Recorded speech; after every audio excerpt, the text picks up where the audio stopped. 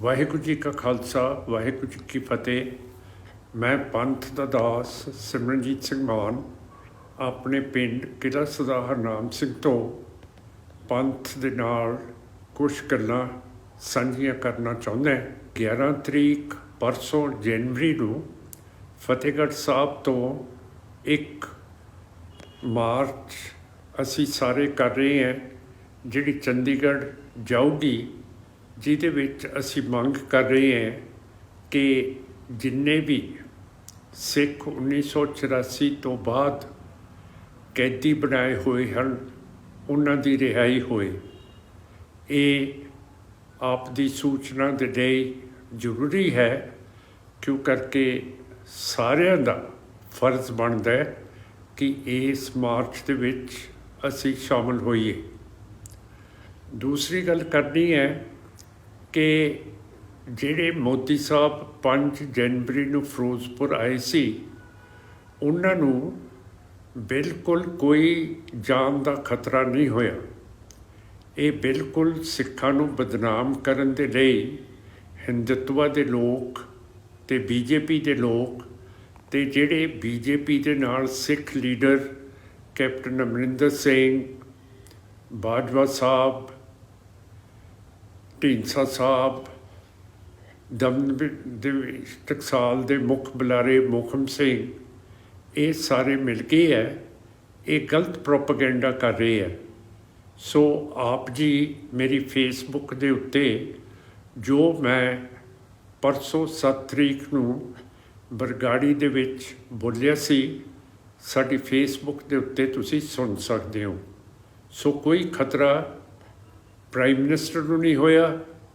ਐਵੇਂ ਸਿੱਖਾਂ ਨੂੰ ਬਦਨਾਮ ਕਰਨ ਦੇ ਲਈ ਵਾਰੀ ਇਹ ਪ੍ਰੋਪੇਗੈਂਡਾ ਹਕੂਮਤ ਦਾ ਅਤੇ ਇਹ ਜਿਹੜੇ ਸਿੱਖ ਬੀਜੇਪੀ 'ਚ ਸ਼ਾਮਲ ਹੋ ਗਏ ਸੀ, ਇਹ ਕਰ ਰਹੇ ਹੈ। ਆਸ ਕਰਦਾ ਕਿ ਪਰਸੋਂ 11 ਤਰੀਕ ਨੂੰ ਤੁਸੀਂ ਸਾਰੇ ਹੁੰਮ ਹਮਾ ਕੇ ਜਿਹੜੀ ਫਤਿਹਗੜ੍ਹ ਸਾਹਿਬ ਤੋਂ ਇੱਕ ਮਾਰਚ ਅਸੀਂ ਸਾਰੇ ਕਰ ਰਹੇ ਹਾਂ, ਜਿਹੜੀ ਚੰਡੀਗੜ੍ਹ ਜਾਊਗੀ, ਜਿਹਦੇ ਵਿੱਚ ਅਸੀਂ ਮੰਗ ਕਰ ਰਹੇ ਹਾਂ ਕਿ ਜਿੰਨੇ ਵੀ ਸਿੱਖ 1984 ਤੋਂ ਬਾਅਦ ਕੈਦੀ ਬਣਾਏ ਹੋਏ ਹਨ ਉਹਨਾਂ ਦੀ ਰਿਹਾਈ ਹੋਏ। ਇਹ ਆਪ ਦੀ ਸੂਚਨਾ ਦੇ ਲਈ ਜ਼ਰੂਰੀ ਹੈ, ਕਿਉਂ ਕਰਕੇ ਸਾਰਿਆਂ ਦਾ ਫਰਜ਼ ਬਣਦਾ ਹੈ ਕਿ ਇਸ ਮਾਰਚ ਦੇ ਵਿੱਚ ਅਸੀਂ ਸ਼ਾਮਲ ਹੋਈਏ। ਦੂਸਰੀ ਗੱਲ ਕਰਨੀ ਹੈ ਕਿ ਜਿਹੜੇ ਮੋਦੀ ਸਾਹਿਬ 5 ਜਨਵਰੀ ਨੂੰ ਫਿਰੋਜ਼ਪੁਰ ਆਏ ਸੀ, ਉਹਨਾਂ ਨੂੰ ਬਿਲਕੁਲ ਕੋਈ ਜਾਨ ਦਾ ਖਤਰਾ ਨਹੀਂ ਹੋਇਆ।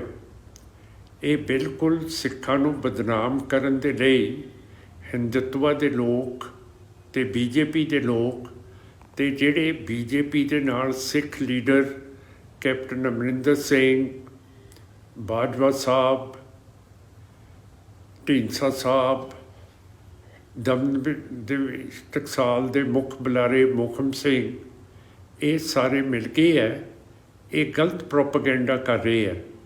ਸੋ ਆਪ ਜੀ ਮੇਰੀ ਫੇਸਬੁੱਕ ਦੇ ਉੱਤੇ ਜੋ ਮੈਂ ਪਰਸੋਂ 7 ਤਰੀਕ ਨੂੰ ਬਰਗਾੜੀ ਦੇ ਵਿੱਚ ਬੋਲਿਆ ਸੀ, ਸਾਡੀ ਫੇਸਬੁੱਕ ਦੇ ਉੱਤੇ ਤੁਸੀਂ ਸੁਣ ਸਕਦੇ ਹੋ।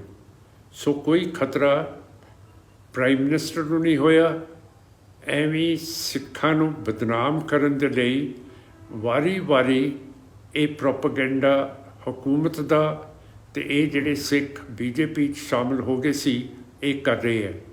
ਆਸ ਕਰਦਾ ਕਿ ਪਰਸੋਂ 11 ਤਰੀਕ ਨੂੰ ਤੁਸੀਂ ਸਾਰੇ ਹੁੰਮ ਹਮਾ ਕੇ ਜਿਹੜੀ ਸਿੱਖਾਂ ਦੀ ਰਿਹਾਈ ਦੀ ਮਾਰਚ ਹੈ, ਉਹਦੇ ਵਿੱਚ ਫਤਿਹਗੜ੍ਹ ਸਾਹਿਬ ਹਾਜ਼ਰ ਹੋਵੋਗੇ।